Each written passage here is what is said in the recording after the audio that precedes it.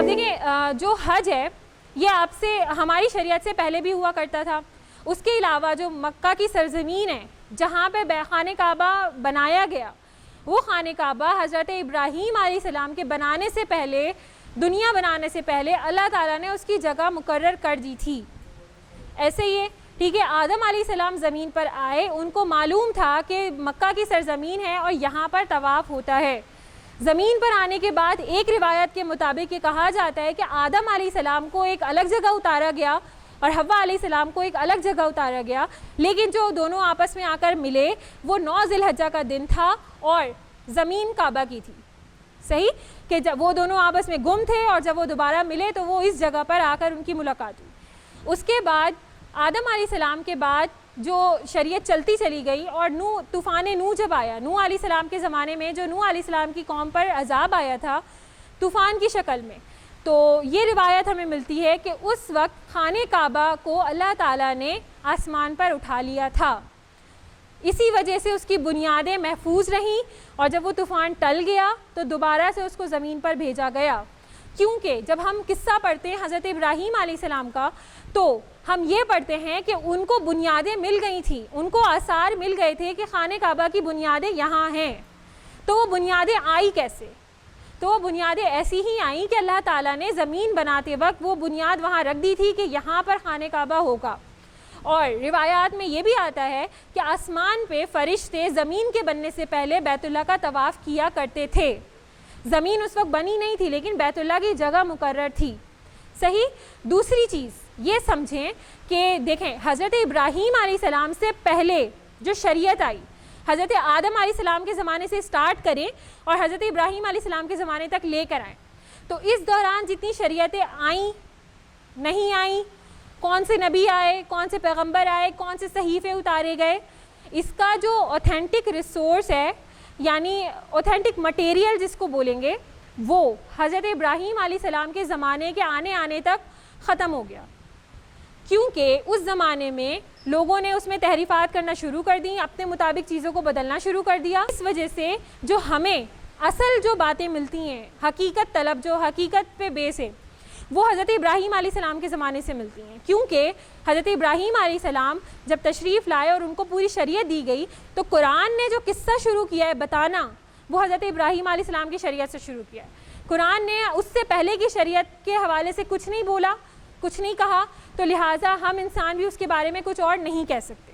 یہی وجہ ہے کہ حضرت ابراہیم علیہ السلام کو جد امجد کہا جاتا ہے. جد امجد کا مطلب کیا ہے؟ یہ ایم سی کیوز میں سوال آتا ہے آپ کے پاس کہ ابراہیم علیہ کون سے نبی ہیں جو جد امجد ہے؟ جد کہتے ہیں دادا، پر دادا، جو آپ کی پچھلی جنریشن ہے ان کو کہیں گے آپ جد. تو حضرت ابراہیم علیہ السلام کو جد اس لیے کہا. یہ بات آپ کو سمجھ میں آ رہی ہے کہ ابراہیم علیہ السلام کے زمانے تک، آدم علیہ السلام سے ابراہیم علیہ السلام تک چیزیں ختم ہو گئی ہیں؟ سمجھیں بالکل ختم ہے. آپ کے پاس کچھ نہیں پتا اس دوران کیا ہوا تھا.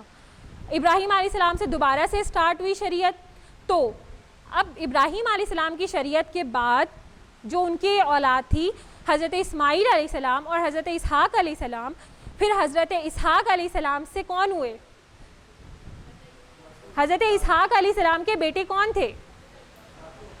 یعقوب علیہ السلام. حضرت یعقوب علیہ السلام کے بیٹے کون تھے؟ حضرت یوسف علیہ السلام. پھر حضرت یوسف علیہ السلام کی اولادوں میں سے حضرت عیسیٰ علیہ السلام تھے. یہ ایک جنریشن چل کر آئی اور حضرت عیسیٰ علیہ السلام کے زمانے تک گئی. جو دوسرے بیٹے تھے حضرت اسماعیل علیہ السلام، ان کی جنریشن میں کون ہے؟ نہیں، ان کی یہ اللہ تعالیٰ کا ایک معجزہ ہے. ان کی جنریشن میں صرف آپ صلی اللہ علیہ وسلم ہے. پہلی جنریشن ہی ان کی یہاں سے سٹارٹ ہوئی اور اس کے بعد پھر آپ علیہ السلام کی جو جنریشن چلی ہے پھر وہ چلی ہے. صحیح. تو کہنے کا مقصد یہ ہے جو حضرت اسماعیل علیہ السلام کی اولاد تھے وہ سارے بنی اسرائیل کہلائے. صحیح. بات کلیئر ہو رہی ہے؟ سوال ہوتا ہے نا بعض اوقات آپ کے دماغ میں بھی اٹھتا ہے کہ بنی اسرائیل تھے کون؟ تو بنی اسرائیل حضرت ابراہیم علیہ السلام سے شروع ہوئے اور حضرت عیسیٰ علیہ السلام پر آ کر ختم ہوئے. بنی اسرائیل کا مطلب ایسا ویسا نہیں ہے کہ کوئی گمراہ قوم یا اس طریقے کا. بنی اسرائیل کا مطلب بھی صرف یہی ہے وہ لوگ جو اللہ کے راستے پر چلتے ہیں.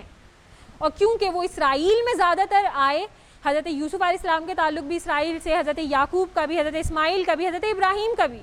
تو اس وجہ سے ان کو بنی اسرائیل کا لقب دے دیا گیا، اور آپ صلی اللہ علیہ وسلم کو جو شریعت دی گئی وہ تو دی مکے میں گئی، تو اسی لیے آپ علیہ السلام پر بنی اسرائیل کا لقب نہیں نازل کیا گیا۔ اتنی بات کلیئر ہے؟ اچھا، اس کے بعد ایک چیز اور یہ سمجھیں کہ جب حضرت ابراہیم علیہ السلام نے بیت اللہ کی تعمیر کر دی، ٹھیک ہے، اس کی بنیادیں کھڑی کر دی، تو اس کے بعد اللہ تعالیٰ نے حضرت ابراہیم علیہ السلام کو حکم دیا کہ اب آپ تمام عالم کو اس کی طرف بلائیں، اور انہوں نے بو قبیس اس نامی پہاڑ پر چڑھ کر ایک بلند آواز میں ندا دی کہ اللہ تعالیٰ کے گھر کی طرف آؤ اور آ کر اس کا طواف کرو، کیونکہ یہ اب بن چکا ہے، ابھی تک خانہ کعبہ کی تعمیر نہیں ہوئی تھی۔ تو روایات میں یہ آتا ہے جب حضرت ابراہیم علیہ السلام نے یہ ندا دی تو تمام دنیا میں یہ آواز سنی گئی، اور اس کے علاوہ عالم ارواح تک یہ آواز سنی گئی، وہاں تک کہ لوگوں نے اس کا اعتراف کیا کہ خانہ کعبہ کی اب تعمیر ہو چکی ہے۔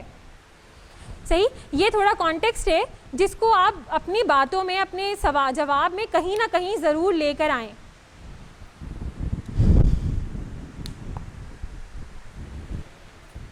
اچھا، اس کے بعد جو ہے دیکھیں، میں نے آپ کو کہا نا حج جو تھا وہ اسلام سے پہلے بھی ہوا کرتا تھا، لیکن طریقے ہر زمانے کے مختلف رہے، جس کو جو طریقہ اچھا لگا اس نے اس طریقے کو فالو کیا۔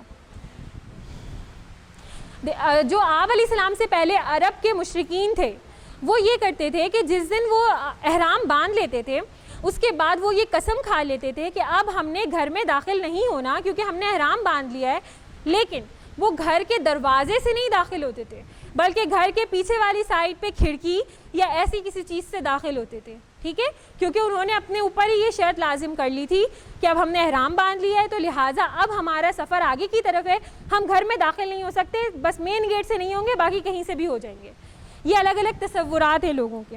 دوسرا تھا کہ اہل عرب یہ کہتے تھے کہ ہم نے احرام باندھ لیا ہے تو اب احرام باندھنے کے بعد حج الگ دنوں میں ہوگا اور عمرہ الگ دنوں میں ہوگا، ٹھیک ہے، وہ رجب میں چلے جایا کرتے تھے عمرے کے لیے اور حج کے موسم کے آنے تک وہاں پر انتظار کرتے تھے۔ تو اس بات کی تردید بھی قرآن نے کر دی کہ ایسا نہیں ہے، جب انسان ایک مرتبہ احرام باندھے تو وہ عمرہ اور حج دونوں ایک ساتھ بھی ادا کر سکتا ہے۔ تیسرا یہ تھا کہ میں نے آپ کو بتایا تھا کہ جو جاہلیت میں حج ہوا کرتا تھا وہ حج برہنہ ہوا کرتا تھا، یعنی بنا کپڑوں کے وہ کرتے تھے، اور ان کا کانسیپٹ یہ ہوتا تھا کہ کیونکہ کپڑے ہمارے روزمرہ کے ہوتے ہیں اور اس میں کہیں نہ کہیں کوئی گندگی ہوتی ہے، تو لہٰذا جب ہم اپنے خدا کے آگے جا رہے ہیں تو ہم صاف ستھری حالت میں جائیں، اور وہ صاف ستھری حالت ہماری وہی ہے جس حالت پر ہم پیدا ہوتے ہیں، یعنی برہنہ حالت۔ صحیح، یہ ان کا کانسیپٹ تھا۔ اس کے بعد وہ وہاں جاتے سیٹیاں بجانا، تالی بجانا اور اس طریقے سے حرکتیں کرنا، اور یہ سمجھتے تھے کہ اس سے ان کے بت خوش ہوتے ہیں، یہ ان کا رواج تھا۔ تو جب اسلام آیا تو آپ صلی اللہ علیہ وسلم نے کیا کہا کہ حق آ گیا اور باطل چلا گیا۔ تو 8 ہجری میں آپ صلی اللہ علیہ وسلم نے جو حضرت ابو بکر کو مکہ بھیجا تھا وہ بھیجا ہی اسی لیے تھا، جب ہم آگے پڑھیں گے تو ساری بتا دوں گی آپ کو، بھیجا اسی لیے تھا تاکہ وہ وہاں پر جائیں اور بیت اللہ میں جتنے بت ہیں ان کو نکالیں، جتنے لوگ اس طریقے سے طواف کرتے ہیں ان کو وہاں سے نکالیں، اور جتنے کفار اور مشرکین ہیں سب کو وہاں سے نکال کر جگہ کی صفائی کریں۔ اور اس کے بعد 9 ذی الحجہ کو آپ صلی اللہ علیہ وسلم خود تشریف لے کر گئے۔ اتنی بات کلیئر ہے؟ کوئی سوال؟ اس کے بعد اب آپ کا کام یہی ہے، اور پلیز پڑھ کے آئیے گا کیونکہ یہ اس پر آپ لوگ ہی ایگری ہوئے تھے نا کہ ہمیں آپ پہلے سے بتا دیں تو ہم کر کے آئیں گے۔ تو آپ حج والے ٹاپک کو پورا پڑھیں، اور انشاءاللہ ارادہ ہے کہ نماز کو بھی پورا پڑھ لیں، ایک پورا ماڈیول آپ کا پورا ہو جائے گا تصور اسلام والا۔ صحیح، 7 ماڈیول میں سے ایک ماڈیول پورا ہو جائے گا، بڑی بات نہیں ہے 3 کلاس میں ایک ماڈیول پورا کرنا۔ صحیح، تو حج کو پورا پڑھ کر آئیں، حج کے اثرات کو پڑھ کر آئیں، اور اس کے علاوہ نماز کے اثرات کو پڑھ کر آئیں۔